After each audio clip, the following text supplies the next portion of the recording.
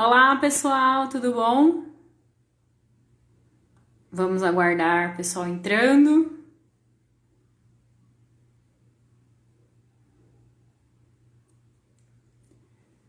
Hoje, olá, sejam bem-vindos.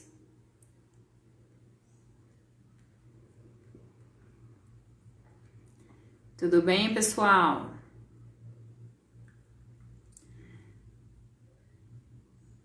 Oi, oi para todos.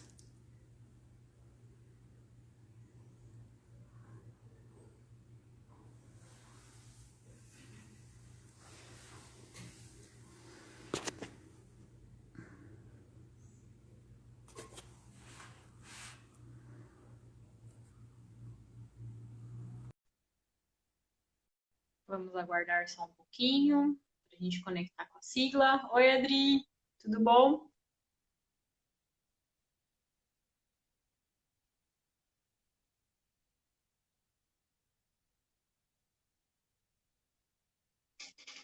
Só mais um pouquinho, tá, pessoal?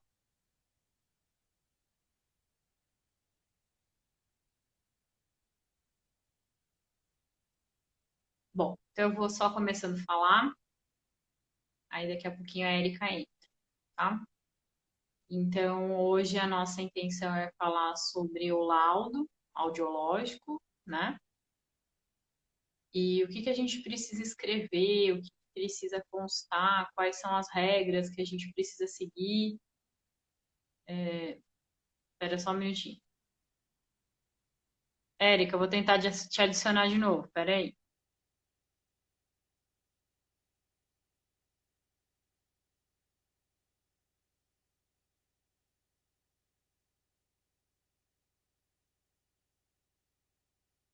Oxe,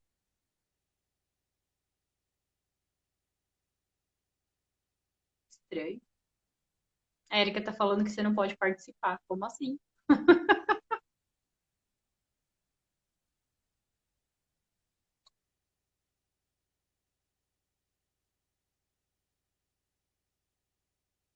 Só um pouquinho, pessoal.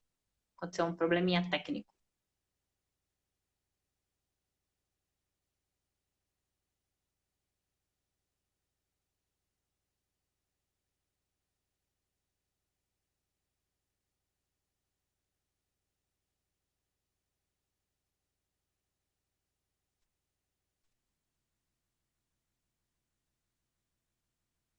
Aí, agora tá conectando. Eita, cheguei. Ele não me Aê! deixava mandar o convite, infeliz. É Tudo assim, bem, a gente prepara, prepara, prepara, chega na hora, não dá certo. acontece. Estamos aprendendo. Pronto, agora vai. Agora estamos aqui. Bom, então a gente estava comentando com o pessoal, Érica, que como a gente vai falar de laudos, existem regras, né, que a gente precisa seguir, como que a gente analisa o resultado, o que, que precisa constar na descrição do laudo. Então, a gente quer hoje conversar sobre isso, tirar as dúvidas, né, que ainda possam ter sobre como laudar. Uma coisa que eu gostaria de falar antes da gente realmente, assim, entrar em discussão, é um comentário. Porque o que acontece? Às vezes eu recebo exames em que está escrito assim. Tá me ouvindo agora? Cláudia falou que tá baixo. Acho que agora tá mais alto. As pessoas escrevem assim: limiares de audibilidade dentro do normal, exceto, 4.000 Hz. Gente, ou os limiares são todos normais de 250 a 8.000, ou a gente tem perda. Os dois ao mesmo tempo não tem como. Não dá. Normal com exceção, não dá, tá? Então precisa descrever corretamente o que, que aconteceu. Outra coisa muito importante antes da gente entrar propriamente na discussão do laudo. Se o seu equipamento está calibrado, se a sua cabine é boa, se o seu fone é bom e se você sabe o que você está fazendo, não precisa ter medo de colocar como perda auditiva, porque o paciente perda é perda e ponto, não tem o que fazer. É triste dar a notícia para uma pessoa que ela tem perda? É, não é divertido. Mas hoje a gente tem tantos recursos para uma pessoa que apresenta uma alteração de audição, né, de acuidade auditiva, que assim, a gente não pode sonegar essa informação porque a gente ficou com dó, tá? Inclusive, a Então, gente vai favorecer com que essa pessoa busque ajuda para aquilo que está incomodando, né? exato. Então, assim, deu perda e ponto. Claro, como eu falei, se vocês tiverem certeza absoluta que o equipamento está todo funcionando, vedação de cabine, a instrução foi dada, tudo direitinho, bonitinho, o paciente entendeu, e você tem certeza que é uma perda, então façam isso. Não deixem de. Sobretudo nas frequências mais baixas, né? Essa questão da cabine. Eu acho importante também prestar atenção no que tem que ter na sua ficha de audiometria, no seu exame. Então, vai ter que ter o nome do local onde esse exame foi feito e telefones para contato. Não é difícil que o profissional que receba esse exame, e esse profissional não necessariamente é o médico, pode ser a fonoaudióloga de um paciente, que está em tratamento fonoterápico, pode ser a fono que vai colocar o aparelho auditivo nesse paciente, entrar em contato com o profissional e falar, olha, eu fiz uma avaliação aqui no meu consultório, aconteceu isso. Na sua avaliação está acontecendo isso. Quem sabe aí não é a descoberta de uma perda flutuante que nem o paciente nem se deu conta que existe. Vitória? Que o paciente nem se deu conta que existe essa perda, né? Essa flutuação de audição, que vai ser tão importante para a flutuação, para a protetização desse paciente. Quem trabalha com prótese sabe muito bem qual a importância da gente saber se esse cara flutua ou não, né? Porque num dia que ele está com a audição boa, o aparelho vai fazer um inferno na cabeça dele, num dia que ele está com a audição ruim, aquele aparelho não vai ser efetivo. Então, conhecer essa flutuação, inclusive para a gente saber quais recursos tecnológicos a gente vai ter que ter com esse paciente. Então, os dados de como a pessoa vai entrar em contato com você são importantes. Identificação do paciente, nome, idade, sexo, data de nascimento, todas as informações que vão ajudar o profissional que está recebendo o exame a identificar esse paciente. Sempre colocar o nosso número de conselho no exame. Isso é importante também, né? Isso mostra que você é um profissional formado e está regulamentado na sua profissão.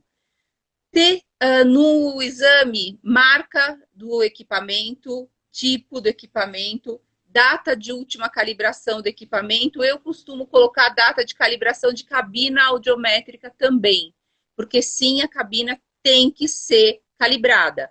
Diferente do que as pessoas pensam, mas a minha é móvel, eu uso para fazer áudio ocupacional. Ok, mas ela tem que passar por uma calibração uma vez montada. Porque se a tua cabine está ruim e você está com... deixa entrar muito som grave, a tendência de você ter curvas ascendentes de limiares de audibilidade é grande. Data da realização do exame. E lembrar que colocar o ano do exame é importante. Não basta dia e mês. O ano é importante. E fazer a meatoscopia, né? A gente, quando eu dava aula com a Aline, ainda dou, né? Junto, mas quando a gente estava juntas em sala de aula, a gente brincava que quando a gente chega na membrana timpânica, a gente fecha o olho, né? Não pode ver, porque a gente não pode fazer a otoscopia, a gente só faz a meato. Mas é para ver se a gente tem obstrução ou não de meato acústico externo, tá? Então é sempre importante ter esses dados de identificação na sua folha de exame. Eles não fazem parte do laudo propriamente dito, mas eles fazem parte da identificação. Pronto, acabei. Então, a questão da calibração da cabine é importante, inclusive nas que ficam fixas nos consultórios, tá, pessoal? Não é porque sua cabine está há anos montada no mesmo lugar, não significa que ela não tenha chance de ter, de ceder a parede, de ceder o controle acústico dela. Então, assim, cabine tem que ser aferida todo ano, igual audiômetro, igual imitância, igual todos os equipamentos possíveis e imagináveis, porque o fato de estar parada no mesmo lugar, às vezes, é pior do que você ficar montando e desmontando, para vocês terem uma ideia. Porque ela sofre a umidade, o calor, tudo, né? Tem dilatação. Ela dilata, ela contrai como todo objeto físico. Então, a gente tem que tomar bastante cuidado na identificação do paciente também, colocar a profissão dele, né? Sim, a profissão. E tempo de repouso acústico. Isso é essencial. Gente, 14 horas de repouso acústico são obrigatórias, não é frescura, não é exagero. Ah, mas meu paciente está com 12 horas e meia. Então, ainda assim, você corre risco dele ter uma alteração temporária de limiar porque ele não está em 14 horas de repouso acústico. Então, assim, ah, mas eu vou dispensar o paciente? Olha, sim, né? Sim. Vai, porque não adianta querer. É assim, é uma ajuda que não vai ajudar em nada e ainda vai te dar problema, né? Mesmo porque Porque essa orientação do repouso acústico tem que ser dado na hora que o paciente marca o exame, né?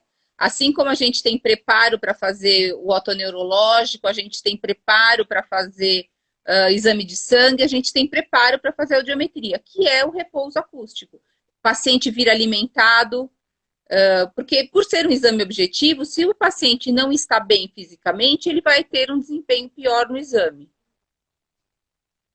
e fone de ouvido fura o repouso acústico, tá? Então o cara fala, ah, mas eu usei só do lado direito, só durante 5 minutos. Então a chance dele ter comprometido aquela orelha direita durante 5 minutos existe, ela é real. Ah, mas eu usei baixinho. A frase que eu mais gosto de usar é: um pouco de veneno mata tanto quanto muito, só vai levar mais tempo.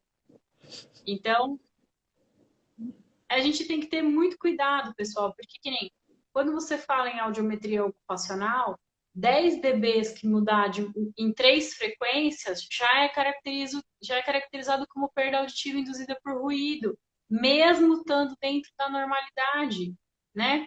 Se a gente tem uma mudança de limiar de 15 dBs em frequência isolada, já é considerado perda auditiva induzida por ruído, mesmo se tiver até os 25 dBs.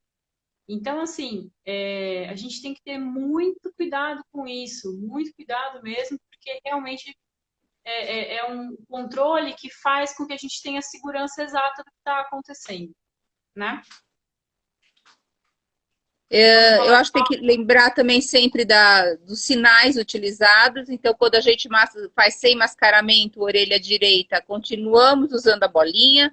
Quando a gente faz com mascaramento, passa a usar triângulo. O correlato de orelha esquerda é xizinho e quadradinho.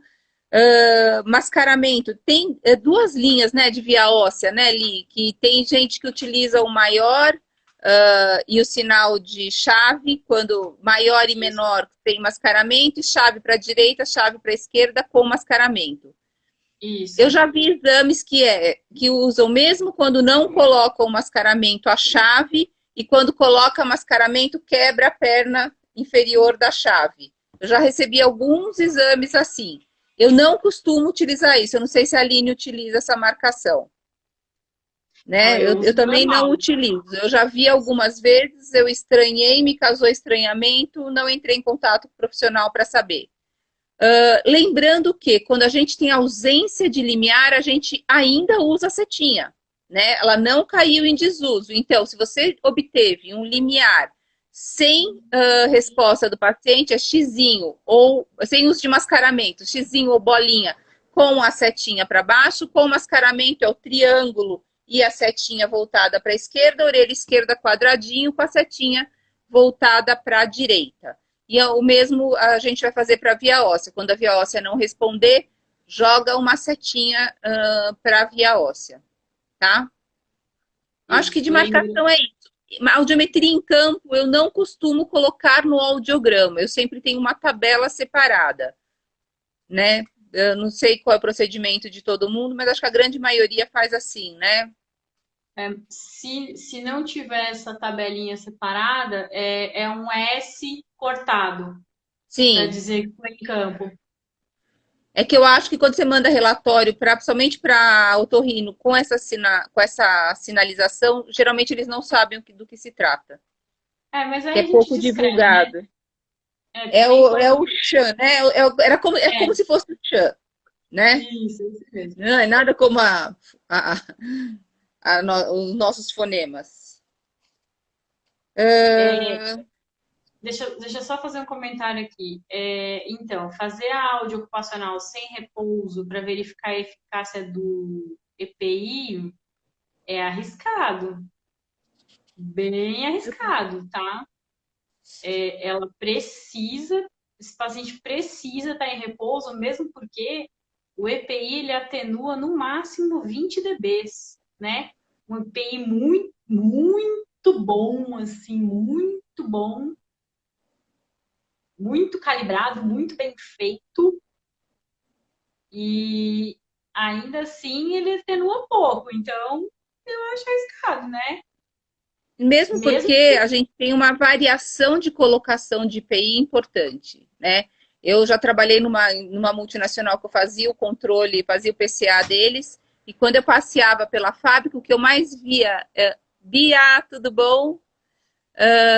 Saudade, Bia. Quando eles colocam o protetor, muitas vezes eu via chupetando a orelha, sem a inserção correta, só colocava aqui na pontinha para quando o pessoal que fica controlando a colocação do EPI passa, vê que está na orelha e nem chama atenção. Mas, como diria o professor Paulo Pontes, quem não sabe o que procura não valoriza o que acha, como a gente sabe o que a gente procura, que é a colocação correta do EPI, a gente acaba olhando com atenção e vê que está pendurado, né?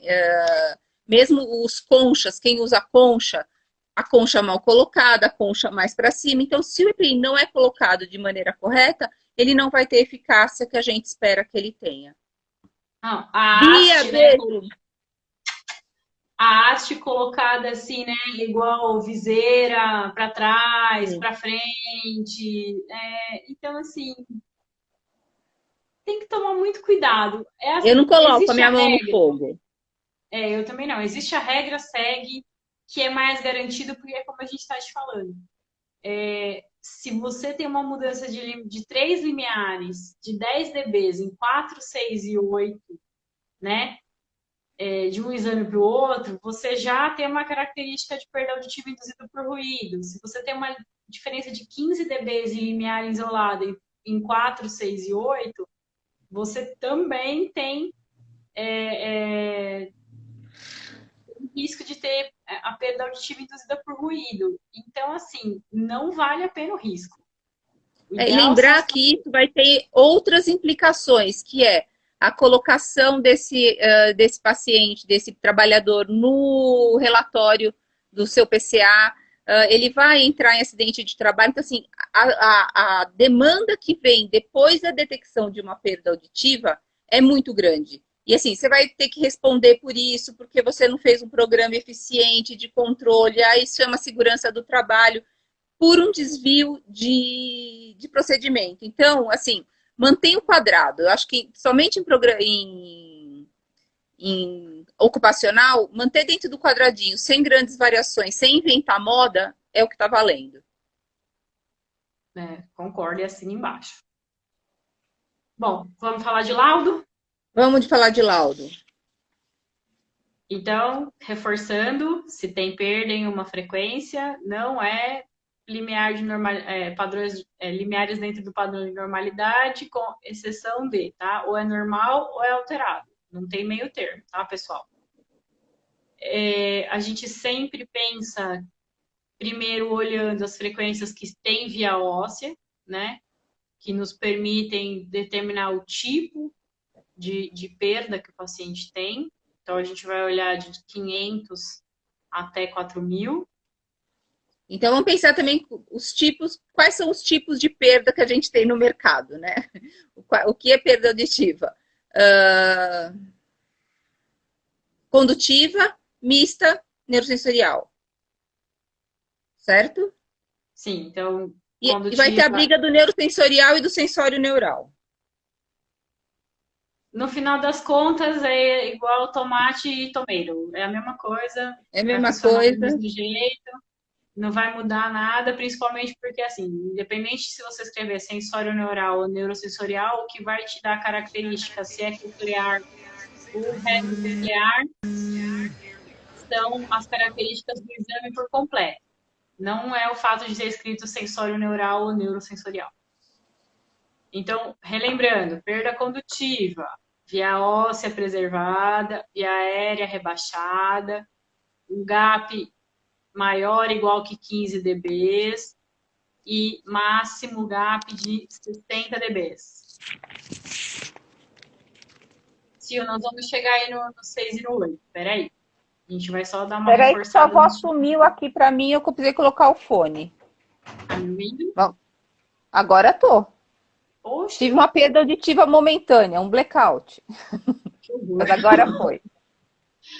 Então, perda condutiva, óssea preservada, aérea rebaixada, 15 dBs de gap, né? Ou mais. Gap máximo 60 dBs. Perda mista, óssea rebaixada, aérea rebaixada. Consta um gap entre 15 dBs e 60 dBs.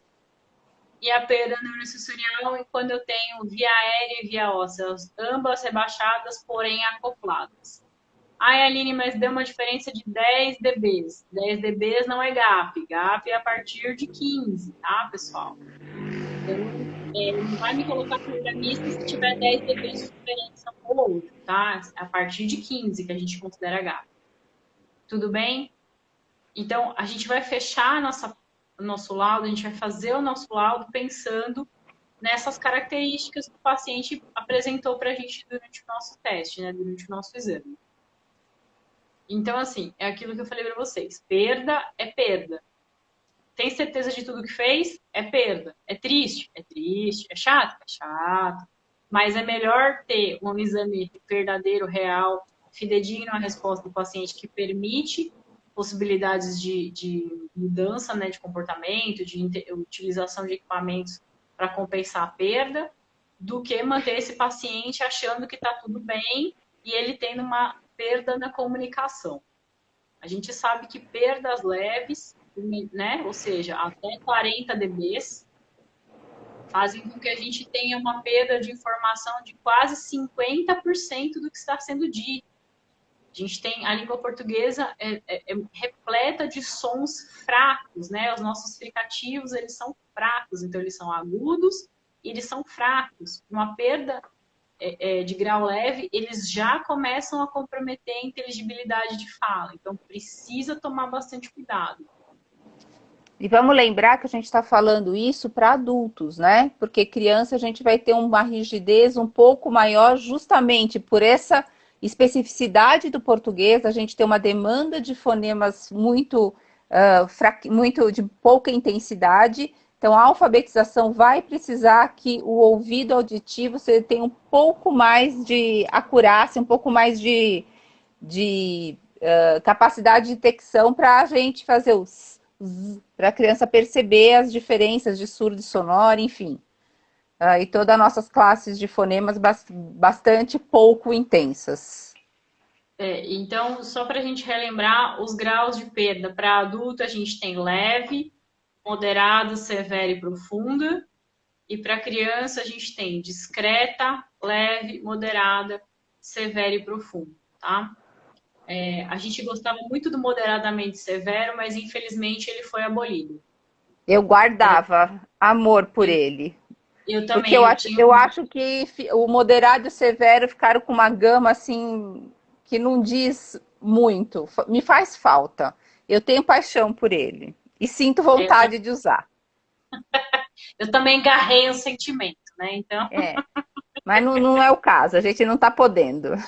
Isso, então a determinação agora são essas separações. Então a gente tem que realmente descrever a configuração de tudo que aconteceu. Para determinar. Eu acho que é legal a gente lembrar ali que quando a gente fala de perda discreta em criança, que tem alteração do processamento auditivo, muitas vezes depois da terapia do processamento, a gente não tem mais a perda discreta e fala: ai meu Deus, vai voltar, Bia, oremos. Que a criança melhorou o limiar de audibilidade. Não, a gente, treinamento auditivo não melhora limiar de ninguém. O que a gente melhorou foi a percepção do sinal, que são duas coisas completamente diferentes. O limiar é como minha cóclea está trabalhando. A percepção do sinal é o que o meu sistema auditivo como um todo está fazendo com aquele sinal que está chegando até ele, certo? Sinal E, auditivo deixa a cóclea contentona, né? e vamos fazer uma ressalva, que é o seguinte, pessoal. A audiometria, ela é um exame subjetivo, né? Por mais fator atencional que uma pessoa tenha, né? Ela é passível de aprender a responder, tá? Então, a audiometria não pode ser usado como critério ouro de falar em mudança de limiar. Ah, a audiometria melhorou, a cóclea voltou a funcionar. Não, gente, célula ciliada não ressuscita, tá? Morreu, morreu, tchau, pronto, acabou. Infelizmente, ainda não se tem como ressuscitá-las. Então, assim, tem que tomar muito cuidado, porque, assim, a gente sabe que tem alguns métodos, né? Vamos dizer assim, em que se está dizendo que o método causa mudança no limiar, né? Não, gente, a audiometria você aprende a responder, né? Tanto que se você fizer uma audiometria no mesmo dia, ela vai melhorar de 5 a 10 dBs por frequência, ou piorar, né? Então, muito cuidado com esses métodos, né? É só a gente Porque pensar também na orientação que a gente dá para a mãe de criança. Que você conseguiu lá, pititico, você conseguiu 500 e 1000 e foi o que você conseguiu naquele dia e você vai falar para a mãe, olha, vamos treinar em casa com ele. Então, quando ele ouvir a campainha tocar, ele vai jogar a bolinha, a gente vai dar qualquer estratégia para a mãe treinar a criança em casa e falar, ó, daqui 15 dias você volta e vamos tentar mais uma frequência. E o que a gente está fazendo? Aprendizado, né? Então a criança vai aprender a responder à audiometria. Quem nunca fez isso de pedir o retorno da mãe, porque a criança fica exausta, ela chega num determinado momento que ela fala: "Que apito que nada, não vou responder mesmo", né? Então a gente pede o retorno e a gente incentiva a mãe a ajudar. E as mães ajudam sim, porque elas também não aguentam mais ficar voltando para fazer exame, certo? exato. Exatamente, é muito subjetivo o exame. Então, e por ele ser subjetivo, ele tem o fator aprendizagem, tá? Então, assim, pessoal, tem lesão de célula ciliada? Tem, ponto, acabou, não tem o que fazer. Morreu célula, morreu, tchau. Infelizmente, entrar, ou felizmente, entrar com recursos que substituam essa morte de célula ciliada, tá? Então, a gente tem que pensar muito sobre isso. O paciente que tem o transtorno do processamento auditivo, né, ou outra patologia atencional, como o TDAH, eles têm dificuldade de responder para o tom puro, mesmo a acuidade dele sendo normal. Então, ele é um paciente que você vai ter que ter um cuidado diferenciado para testar. Você vai ter que dar pista que você está dando apito para ele, falar: ó, oh, vamos lá, vê se agora teve. Tá? Aí daqui a pouco você dá uma enganada nele, você fala, teve? Aí ele fala, teve? Você fala, não, não teve não. Que é para manter o cidadão ali, né, de corpo e alma. Ativo Então a e gente operante. Exatamente. Então a gente tem que tomar muito cuidado com esse tipo de paciente, porque eles têm um áudio ruim, mas não porque eles não ouvem, é porque eles realmente têm uma questão atencional importante, tá? Bom, a perda discreta, ela é a partir de 16 dBs, tá? Então de 16 a 24 dBs já é uma perda discreta em crianças. Ah, Eline, mas a gente não conta de 5 em 5, mas o parâmetro é de 16 a 24, tá?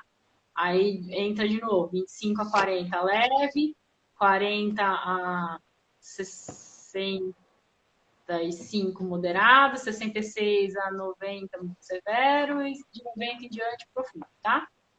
Isso é para criança. De adulto a gente conta a partir do 26, né? Então 26 a 40 leve e o resto é igual. Tudo E bem, pessoal? lembrar que a gente tem 1001 classificações, né? Então a gente vai ter BIAP, vai ter vários autores falando. Isso o que a gente está falando é Organização Mundial da Saúde. Né? Isso. E se você quiser, inclusive, colocar ao lado, entre parênteses, OMS 2014, ok. Que você dá a referência, porque a gente tem outras classificações. Exato. E assim, a gente tem recomendado, né? A gente, quando eu digo, a gente é a Sociedade Brasileira de Fonoaudiologia, a Academia Brasileira de Audiologia, por quê?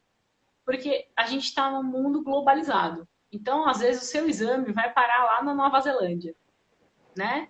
Como já aconteceu.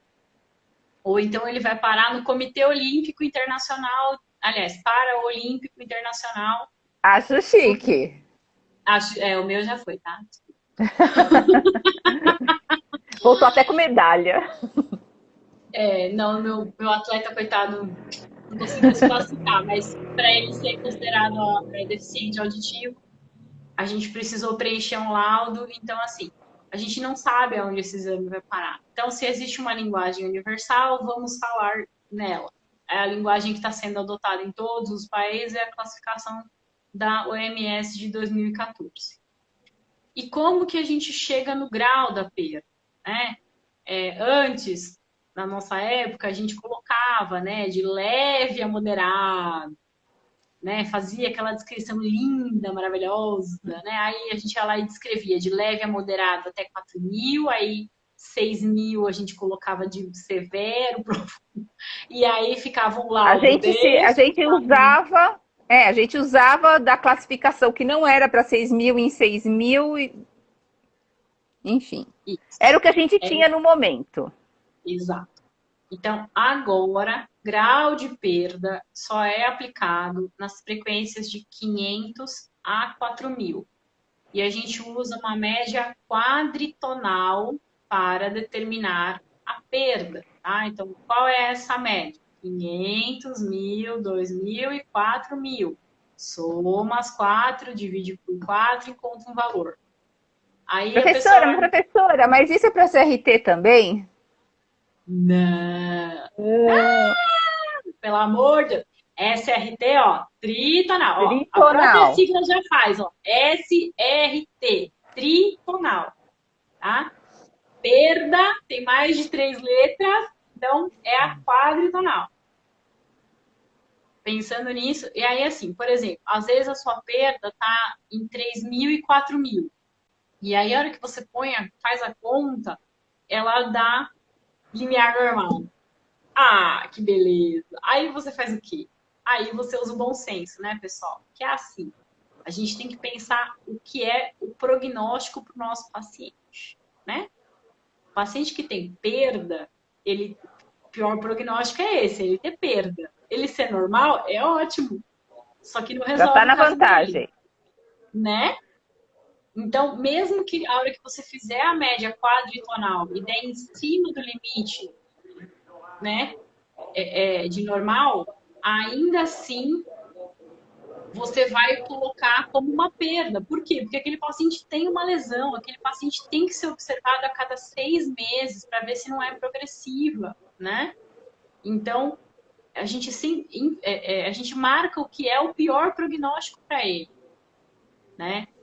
Que é justamente ele ter uma lesão, tá? Agora, se deu maior que 25 dBs, aí, gente, aí é perda lindamente, pode pôr, sem dó, nem piedade, sem ter, sabe, fadiga do coração, pode pôr.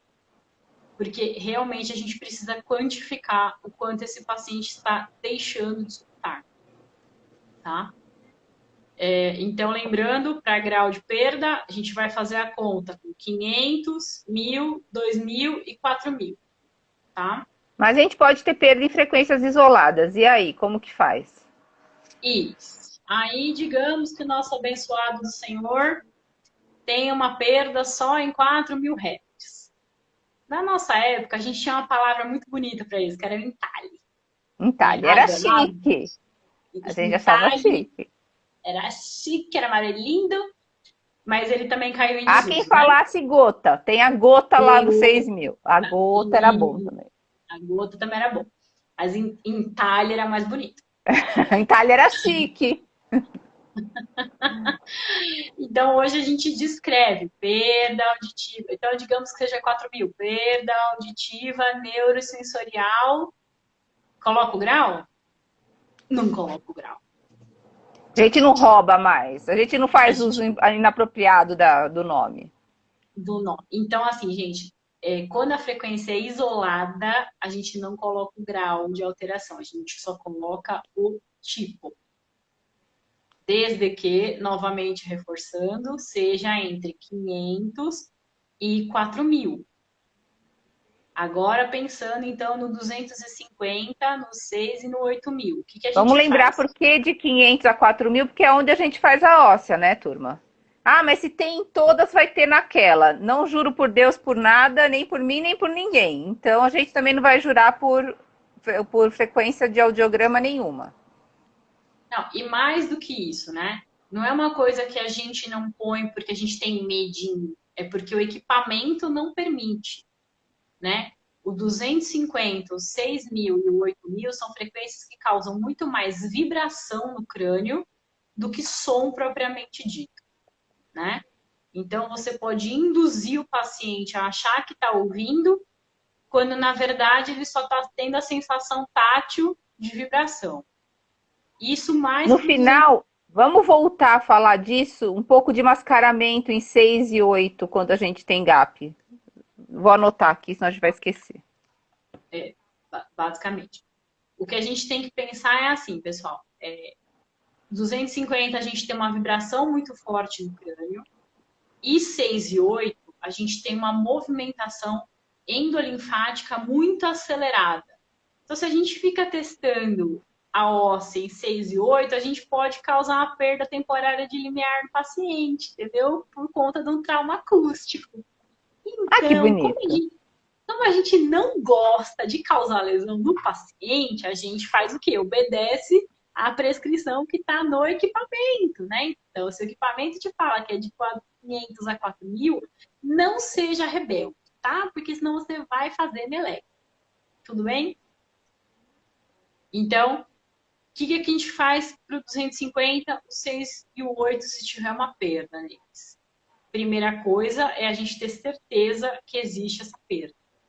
250, a gente vai olhar, ver se a cabine está bem fechada, se esse paciente está entendendo, se Se ele ele não está percebeu. mascando chiclete, o chiclete E, vai fazer uma frequência grave, ele fica mascando lá atrás. E isso vai fazer com que ele e, não ouça 250. isso. Paciente está catarrento, né? Então, tudo que é ressonância grave vai ficar pior. O paciente fica estalando o pescoço. O que mais? Deixa eu lembrar. Os dedos, batucando na cabine, chutando a cabine. Para Que quem tem mais? cabine de espuma, ficar arrancando espuma. Isso, isso. E uma coisa muito importante, pessoal, é que assim, a gente não está acostumado a lidar com som grave, tá? A gente está acostumado a lidar com som de média frequência. Então, quando você põe o 250, tem gente que acha que aquilo é um barulho do fone. Ele não leva aquilo como em consideração como um tom puro. Então, você tem que reforçar, ó, o som que você vai ouvir é bem grosso. Né? Então, a gente usa o recurso do quê? Do Orble, né? Que é o FM, do pulsátil, que é para o cara entender que aquele som grosso que ele está ouvindo não é defeito do fone, né? E nem é o batimento cardíaco dele, porque eles também têm a mania de confundir com batimento cardíaco, né? Lembrando que fazer audiometria é uma coisa chata, o paciente fica entediado lá dentro da cabine, né? Então, por favor, vamos ser legais com eles e não vamos ficar bravos se ele perdeu a atenção, tá bom?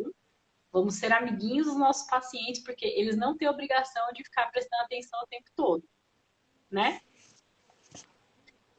Agora Eu acho falando do uma coisa, lado. agora que você falou em atenção, vamos lembrar, paciente que utiliza medicamento para atenção.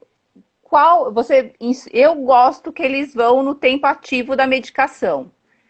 Então, porque parou o efeito, neguinho dorme, né?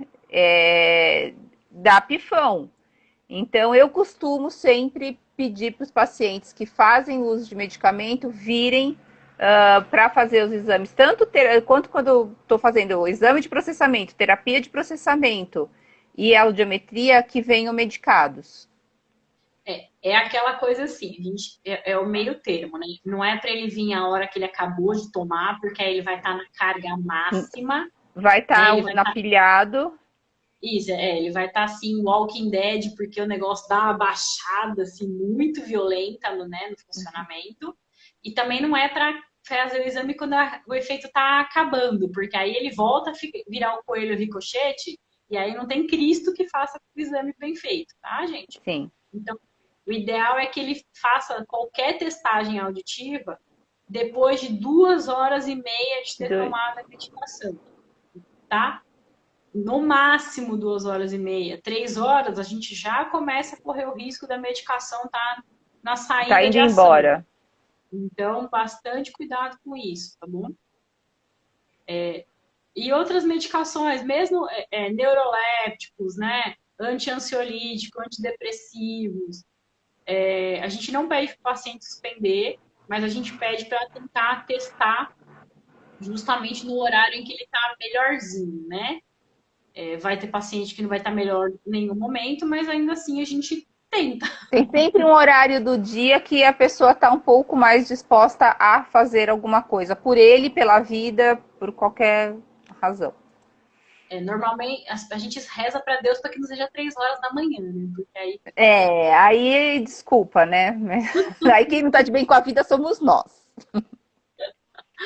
Bom, agora lá, voltando para o laudo do 250, do 6, do 8. Deu perda neles, o que eu faço? Finjo que não existe ou eu descrevo o que aconteceu? Descreve o que aconteceu. A perda é em 250, então você vai colocar lá, perda auditiva. Vai colocar o tipo? Não vai colocar o tipo. Vai colocar o grau? Também não vai colocar o grau. Então, mas você vai assinalar.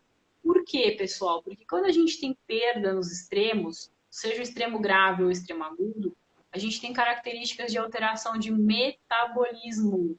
Isso é muito importante. Nem todos por exemplo, os otorrinos, quando eles pegam uma perda que a gente chama de U invertido, já lembra um sinal de alerta para eles do quê? Porque esse paciente tem alguma questão metabólica importante. Agora, não sempre o exame vai parar na mão do otorrino, às vezes vai parar na mão do cardio, na mão do neuro, do endócrino.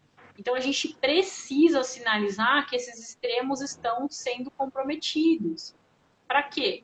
Para demonstrar que algo não está certo. Tudo bem? Então, deu alterado, marque. Não negligencie essas frequências, tá? E tem que sinalizar como perda auditiva. Tá para cima de 25 dB, tá para cima de 15 dB, é perda. Ponto. Tá? Sem choro nem vela. Tudo bem?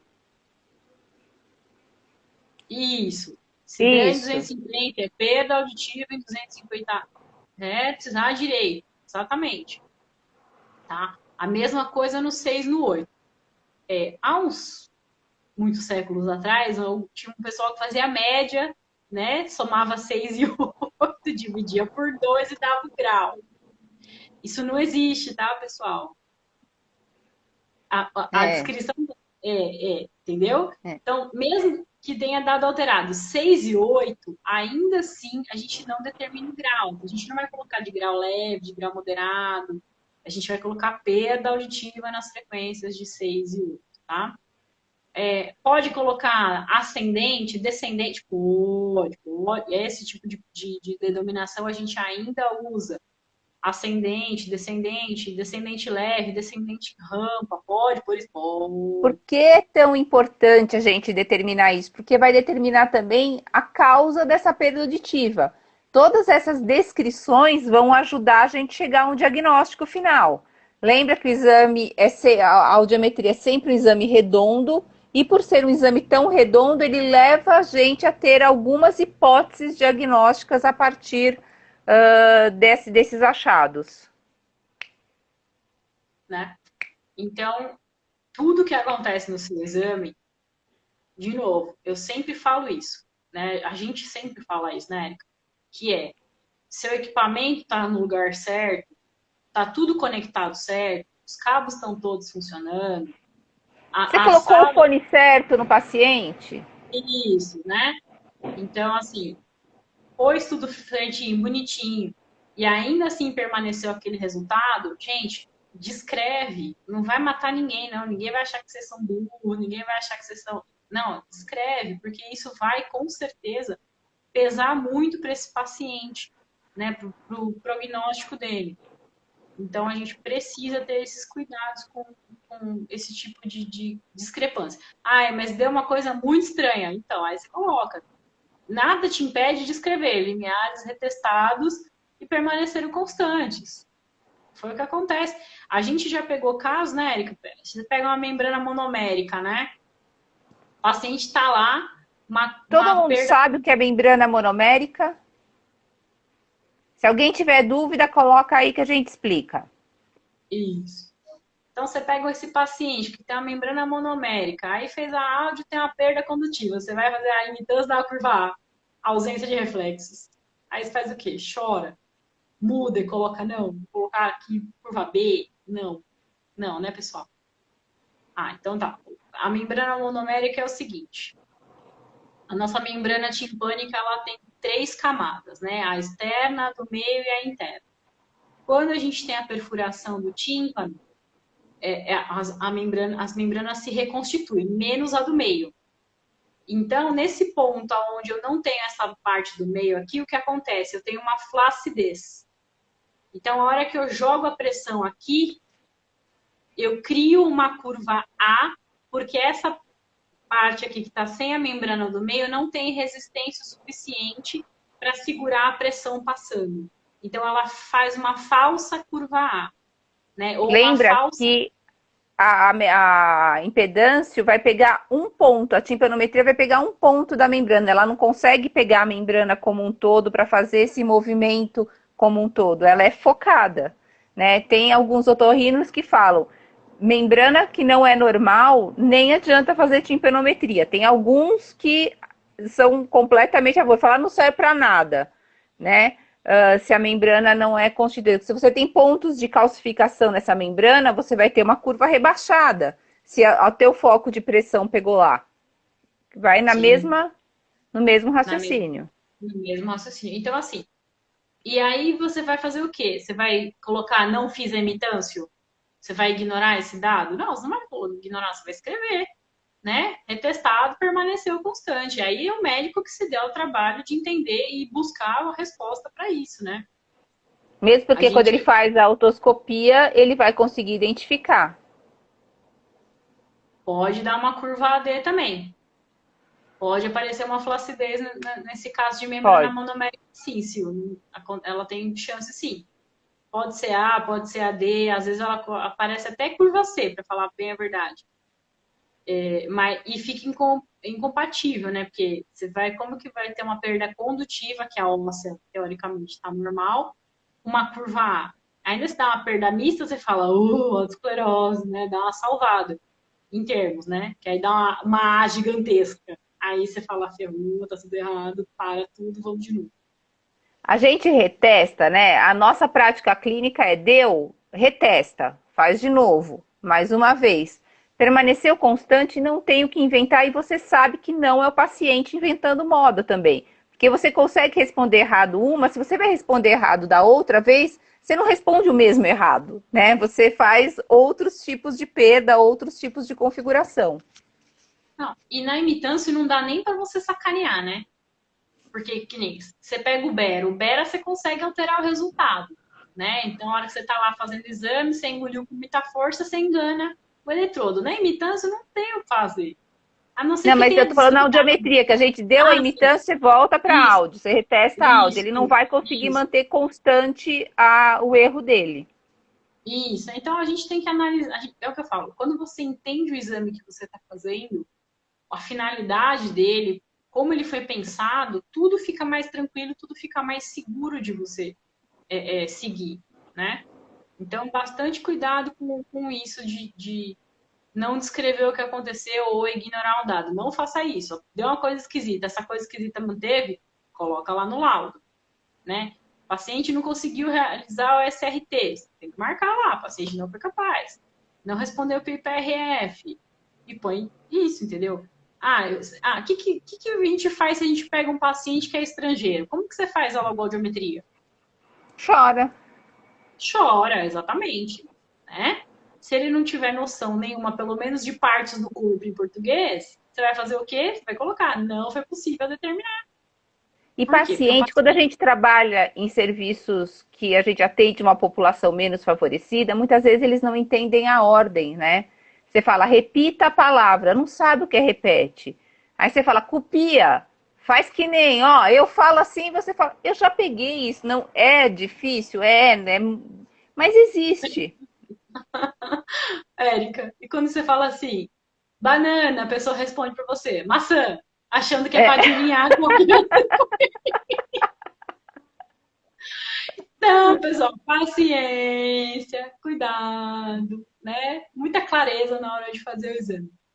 Vamos retomar rapidinho aquilo do mascaramento do 6 e o 8, que a gente pega vamos só emprestado. retomar, só fazer um fechamento do que a gente tem que colocar no laudo. Então, lembrar da identificação da folha, identificação do local, do profissional, do paciente e do equipamento. Certo? Questão da audiometria. Vamos colocar tipo, grau da perda. Duas informações mais importantes, tipo e grau. Mas a gente vai colocar também se tem perda em frequência isolada e descrição de configuração de curva, certo? E vamos colocar imitância nesse laudo? Sim! É Sim, então assim, não importante. adianta, não é para ter preguiça. Vamos falar, colocar timpanometria e reflexos, ok? Não esquecer se esse reflexo está indicando mascaramento, está indicando recrutamento ou não. Vamos voltar lá no mascaramento de 6 e 8. Por que eu lembrei disso? A gente não testa via óssea em 6 e 8 mil, certo? Mas eu tenho uma orelha, a orelha direita, que eu tenho uma via óssea boa, e eu detecto que a minha orelha esquerda é curva sombra da minha via óssea da orelha direita, não é porque eu testei 500 mil 2 e 4 a via óssea, que eu só vou mascarar 500 mil 2 e 4 da orelha que eu estou testando. Tá? Não é só, eu vou mascarar a orelha direita para testar a esquerda. Vou imaginar que o meu limiar de 250 é igual ao meu limiar de 500 e vou mascarar a frequência 250 para testar a via aérea da orelha contralateral, considerando que essa é curva sombra da outra orelha. O mesmo vale para 6 e 8. Todo mundo entendeu isso que eu falei? Peraí, eu vou colocar aqui um dos exames que a gente tinha colocado, Érica, porque nele tem um 250 de um lado que responde pelo outro. Peraí, vou só Tá. mudar o tempo aqui. Enquanto a Aline está mudando, eu vou avisar vocês que a gente está com. Tem muita gente pedindo. Ó, vamos lá pensar. Espera aí que Deus vai ser bom para eu enxergar aqui. Ó lá. Tá vendo que na orelha esquerda eu não tenho via óssea em 250, não tenho via óssea em 6 e 8, porque a gente não testa. Mas eu sei que a minha via aérea da orelha direita é curva sombra da minha via óssea da orelha esquerda. Então, quando eu for pensar no meu mascaramento, for mascarar a orelha esquerda para testar a orelha direita, eu vou ter que mascarar 250, 6 e 8, imaginando que 250 também está em zero, que é o meu limiar de via óssea de 500 da orelha esquerda, e que em 6 e 8 eu tenho o mesmo limiar de via óssea de 4.000 Hz. Aí eu imagino essas via ósseas e coloco o mascaramento. Lembrar que o mascaramento sempre vai descer com o gap, tá? Se eu tenho 30 dB de gap, eu coloquei 10 e meu limiar está em 50, eu passei ele para 60, esse gap de via óssea vai continuar junto, eu não tenho achatamento, eu tenho sempre o gap mantido. Ok? Todo mundo entendeu? Quem não entendeu, levanta a mão que eu falo de novo.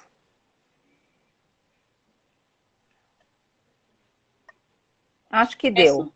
acho que sim. É só pensar que, assim, para o mascaramento, para ter certeza do limiar, a gente pega emprestado.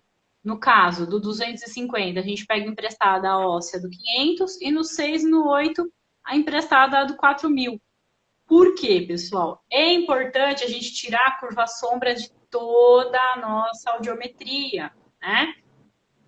É o que eu falei para vocês, dependendo da configuração da perda, vai direcionar o médico para um determinado raciocínio. Se tiver outro tipo de configuração, vai determinar para outro, né? Então, isso era uma coisa boa que a gente falar, né, Érica? Das patologias com as configurações, né? Semana que vem vamos começar com o diagnóstico audiológico. vamos sim, que eu acho que é uma coisa que as pessoas ainda têm muita dificuldade de saber onde Sim. está a lesão e qual é a configuração que aparece pra gente. Pensar em todas as patologias. Eu tenho um material bastante denso, depois qualquer coisa, quem quiser, eu compartilho o material sobre isso. Foram algumas coisas. Ah, a Aline deve ter também, que eu escrevi ao longo dos meus anos de aula. Deixa eu só lembrar uma coisa.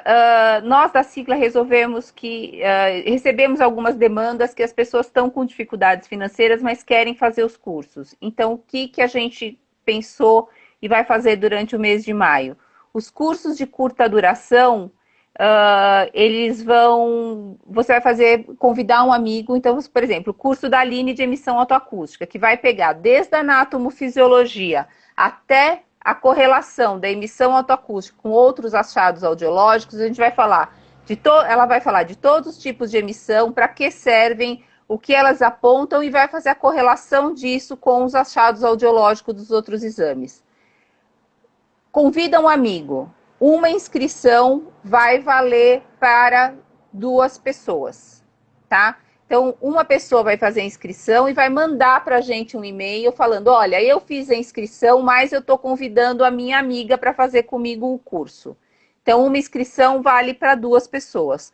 O mesmo vai valer para os outros cursos, que é o curso da Elaine Soares. Tem 2 da Elaine Soares, que é a protetização em bebês e crianças, e do TANU, de como você gerenciar um programa de triagem auditiva neonatal.